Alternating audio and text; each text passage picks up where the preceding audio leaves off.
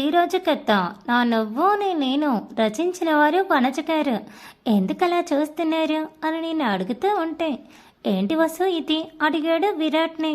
మా ఆయన కొంచెం సోషల్ మీడియాలో తక్కువ ఉంటారులే, ఏమనుకోకండి. ఇది కూడా తెలీదా విరాట్? మొహబ్బత్గా షర్బత్ అంట ఈ మధ్య తెగ ఫాలో అవుతున్నారు అందరూ. అందుకే నేను కూడా ట్రై చేశాను అని ముగ్గురికి 3 గ్లాసులే ఇచ్చాను. ఎందుకైనా మంచిది అని కాదు, కానీ వాళ్ళు తాగాక తాగుదామని వెయిట్ చేస్తూ ఉన్నాం. ముగ్గురు తాగాక బాగుంది అని మళ్ళీ ముఖ చిత్రాలను బట్టి నా గ్లాస్ పైకెత్తాను.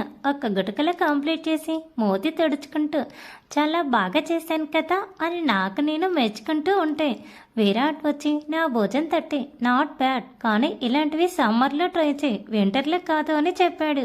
హో షెట్, అవును కదా, ఏదో అత్యుత్సాహం అందుకే ఇలా అనుకుంటూ పైకి వెళ్తూ ఉంటే విమల అత్తే నన్ను ఆపేసి సాయంత్రం స్టార్ట్ అవ్వాలి కదా, బట్టలు ప్యాక్ చేసుకోండి అని చెప్పింది. ఓకే అత్తయ్య, శారీ తెచ్చుకునేనా అని నేను అడుగుతూ ఉంటే, హా వసు, చెప్పడం మర్చిపోయాం, పెళ్లి పీటల మీద బట్టలే కట్టుకోవాలి, బియ్యం బెడలు పెట్టే అప్పుడు, కాబట్టి నీవు విరాట్వి నీ బట్టలు ప్యాక్ చేసుకో, ఇంకో జత ఎక్స్ట్రా పెట్టుకునిరా అని చెప్పింది. సరే అని నేను వెళ్తూ ఉంటే, గోల్డ్ నేను తీసుకొస్తానులే ప్యాక్ చేసి అని అత్తయ్య అంటే దానికి కూడా తలూపాను నేను వెళ్ళేలోపు మా ఆయన గారు నిద్రపోతూ ఉన్నారు. చూస్తేనేమో అలసిపోయినట్టు ఉన్నాడు. లేపడం ఎందుకులే, ఇంకా 3-4 అవర్స్ టైం ఉంది కదా, పడుకోనివ్వు అనుకుంటూ వెళ్ళి విరాట్ పక్కన పడకేశాను. తెలిసిపోయింది అనుకుంటా నా నడుం చుట్టూ చేతులు బిగించి గుండెల్లో ముఖం దోచేసి పడుకున్నాడు విరాట్. అతని జుట్టుని మెల్లిగా లాగుతూ కొంచెం మసాజ్ లాగా చేస్తూ స్ట్రెస్ ఫ్రీ చేస్తూ టైంపాస్ చేశాను నేను. ముఖాన్ని గుండెల మీద అటు ఇటు రుద్దుతూ నన్ను ఉక్కిరి బిక్కిరి చేస్తున్న విరాట్కి చెంపకి ఒకటి చిన్నగా ఇచ్చి బొద్దిగా పడుకో అని నేను అంటూ ఉంటే, బొద్దిగా ఉండాలని లేదు అంటూ అక్కడే చిన్నగా కొరికి నాతో ఇంక దెబ్బ కొట్టించుకున్నాడు. నేను కొడుతున్నా సరే అస్సలు వదలడు మహానుభావుడు. ఇంకేముంది, నా పెదవులు అతని పెదవులకి లంచంగా ఇస్తే అప్పుడు వదిలేశాడు దుర్మార్గుడు. లిప్కి బొక్క పెట్టి మరి, సారు మనం స్టార్ట్ అవ్వాలి అని నేను అంటూ ఉంటే, అప్పుడేనా అని అడిగాడు. అప్పుడే కాదులే, ఇంకా గంట తర్వాత నువ్వు పడుకో, మళ్ళీ డ్రైవింగ్ చేయాలి కదా, నేను లగేజ్ ప్యాక్ చేస్తాను అని బెడ్ దిగిపోతుంటే, మనమేమీ వారం రోజులు అక్కడే ఉండటం లేదు, జస్ట్ రేపు ఈవినింగ్కి రిటర్న్ అవుతాం, దానికోసం ఇప్పటి నుండి బ్యాగ్ ప్యాక్ చేయడం ఎందుకు, కాసేపు పడుకో అని గదిమాడు బాబు. బాబు లవ్వు చూస్తూ ఉంటే ఎలాగుందో తెలుసా, ఏదో నేను రోజు మొత్తం కష్టపడిపోయి అలుపు అనేది లేకుండా ఉన్నట్టు. సరే మా ఆయనంత మొద్దుగా అడుగుతుంటే ఎందుకు పని చేయడం అనుకుని హ్యాపీగా విరాట్ మీదకి చేతిలో కాలు వేసేసి బాబున్నాను. ఎలా వచ్చిందో నిద్ర అసలు తెలియలేదు. విరాట్ లేపే వరకు మెలకువ కూడా రాలేదు నాకైతే. ఇక ఫాస్ట్గా లేచేసి కిందికి వెళ్ళి అత్తయ్య మామయ్యకి ఒక మాట చెప్పి మళ్ళీ పైకి పరిగెత్తుకుంటూ వస్తూ అన్ని పనులు చకచక గంటలా చేసేసాను.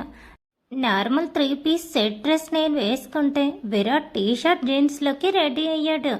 ఇంకా నైట్ టైం ఎక్కువ ఏం మేకప్ అలంకరణ అక్కర్లేదు అనుకుంటూ సింపుల్గానే అన్ని తీసుకుని ఇంటికి తాళం వేసి స్టార్ట్ అయిపోయాం. ఈసారి మస్ట్ అండ్ షుడ్ నా బ్యాగ్లో కాకుండా ఏకంగా నా కార్ సీట్లోనే వేసి పట్టుకున్నాను స్వెటర్.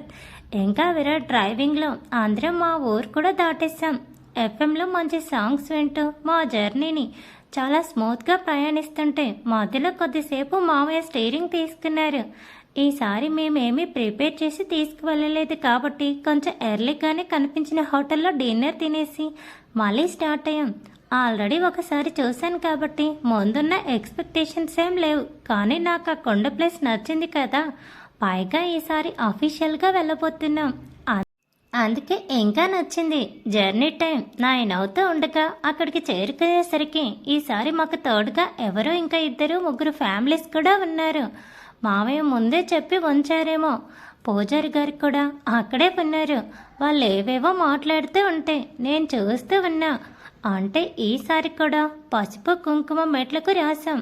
నాకు వచ్చేసింది కాబట్టి ఎవరిని ఇబ్బంది పెట్టకుండా చక్కగా అన్ని స్టెప్స్కి పసుపు కుంకుమలు అద్ది మా ఇంటి దేవుడి దగ్గరికి చేరుకున్నాను. ఆయన ఏమన్నారో తెలీదు, వీళ్ళు ఏం చెప్పారో తెలీదు, కానీ చివరిలో నాకు అర్థమైంది ఏంటి అంటే నేను విరాట్ రాత్రికి గుడిలో నిద్ర చేయాలి అని అంటే అందరూ గుడి ఆవరణలో పడుకుంటారు వెనక ఉన్న సత్రాలలో అలా. కానీ మేము గర్భగుడి ముందు నిద్ర చేయాలంట. ఇక ఏముంది, మళ్ళీ కాళ్ళు చేతులు కడుక్కొని దేవుణ్ణి డోర్ లోపల నుండి ఒకసారి చూసి దండం పెట్టుకొని నిద్రపోవటానికి రెడీ అయ్యా. అత్తయ్య మావయ్య కొన్ని ఇన్స్ట్రక్షన్స్ ఇచ్చేసి వెళ్ళిపోయారు. నో దిండు, నో దుప్పటి, no blanket, just Virat and నేను కటిక నేల మీద పడుకున్నాం. సైలెంట్గా ఆకాశంలోకి చూస్తూ విన్నాడు విరాట్. నాకు దిండు లేకుంటే అసలు నిద్ర పట్టదు.